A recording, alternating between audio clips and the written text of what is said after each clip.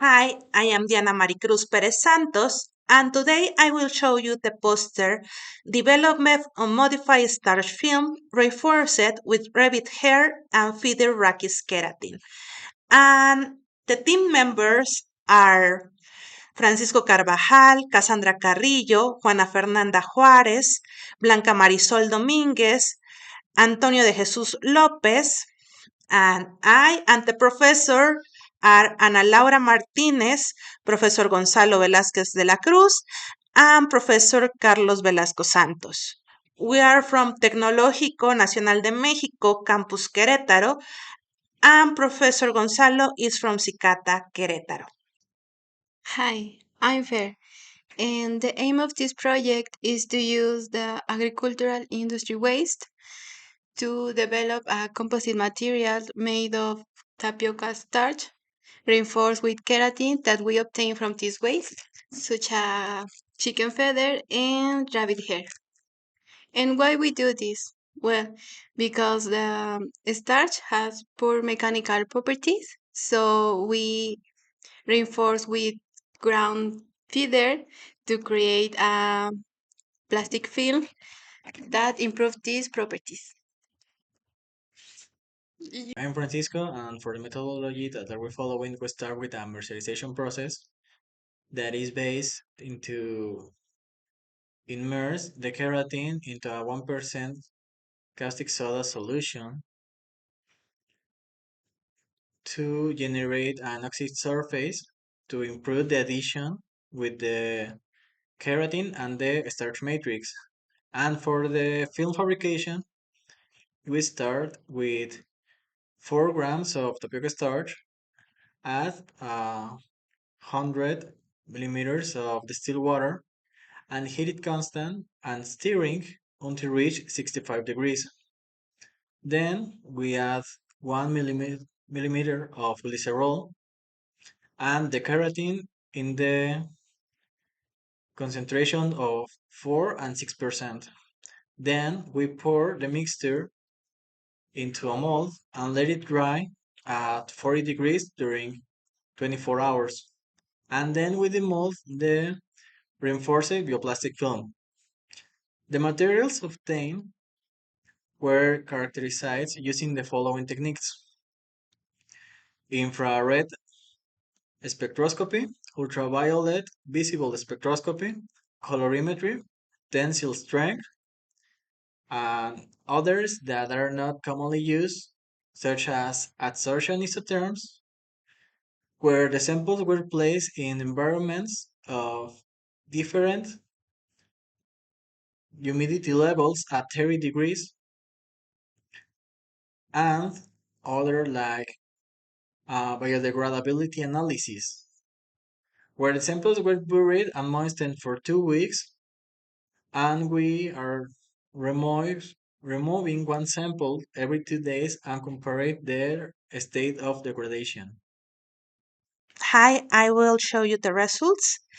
And the first, I wanted to explain the sample nomenclature.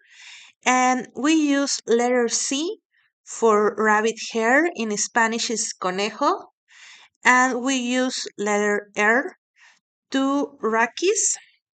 And we use 4 and 6, that is the percent of the reinforcement used.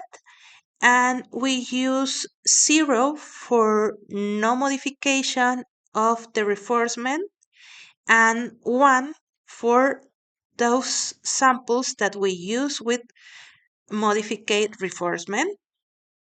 And control is our control sample, that is a typical starch film. So we're going to start with optical microscopy. So from the left to right, the first image is the typical starch film without reinforcement. Then the next two images are the isolate reinforcement. The first one is rabbit hair, and the second one is rachis. And the last two images are the composite with rabbit hair and with rachis. As you can see, the reinforcement is homogeneously dispersed in the matrix, so that indicate a good compatibility between the components of the composite. In the tensile test, we found that samples without modification of the reinforcement have better qualities than the samples with modified reinforcement, and also less amount of reinforcement is better for the final material. And about infrared spectroscopy, on the right side we have the spectrum of Rachis-Keratin with and without modification. So we notice that this intensity of the characteristic peaks are are less with modification, but the functional bands are still there. On the left side, we have the spectrum of the final materials reinforced with Rachis. So we know for the literature that the bands around 1000 are related with starch crystallinity. So in the analysis, we found that the samples with 6% of reinforcement are more crystalline than control sample, but the samples with 4% of reinforcement, the crystallinity are similar to control sample. We have the results of transparency and colorimetry test. In table 2, we have the colors and transparency data of Starch-Keratin composite materials. We can see that incorporating keratin changes the film's appearance, causing color variation and reducing transparency. Also, we wanted to compare with a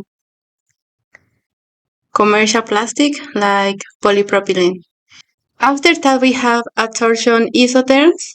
We observe that films with no mercerized keratin handle moisture better than those with mercerized keratin.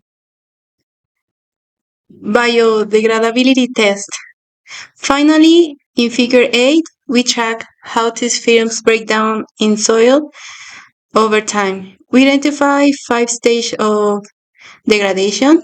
We see that adding keratin did not noticeably change how fast the films degrade, confirming that keratin is a good additive for starch films. Also, the degradations occur around 2 weeks. Here is the discussion that we already said, and for the conclusions, we have that keratin extracted from waste materials such as chicken fodder, rachis, and rabbit hair can serve as reinforcing agent in starch-based biopolymers. However, it is believed that mercerization at particle size ranging from 7 to 12 micrometers may compromise both structural integrity and molecular configuration of keratin, potentially rendering it unsuitable for reinforcement purpose. And we want to thank the institutions and the professors for the support. Thank you.